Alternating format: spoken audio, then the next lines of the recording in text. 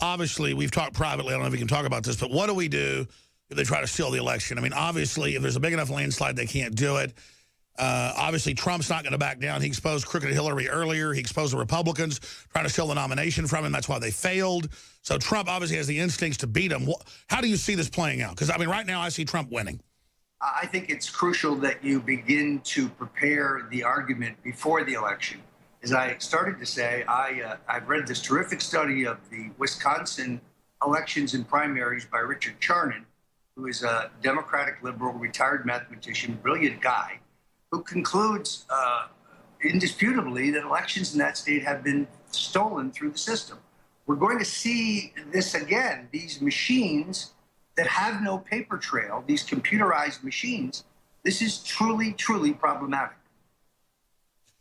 How do we counter it? I mean, I don't put the cart before the horse, but if they steal it for Hillary, we know there's fraud. What do we do? Precisely why I have to leave this broadcast and go to a meeting. I mean, there will be a game plan.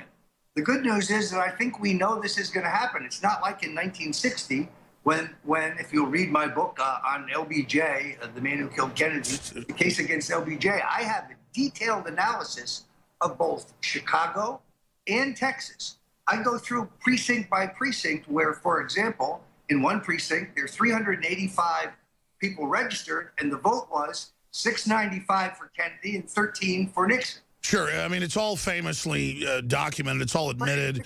But Nixon was caught totally by surprise. He didn't see it coming.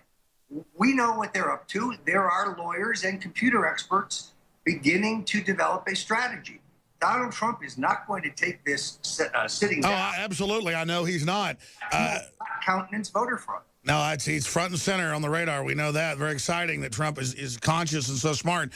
So in closing here, I mean, we already defeated the Republican establishment trying to spin it that, oh, your votes don't count. We're the imperial sovereigns, to quote George Will. That blew up in their face. Trump fought back, unlike Sanders.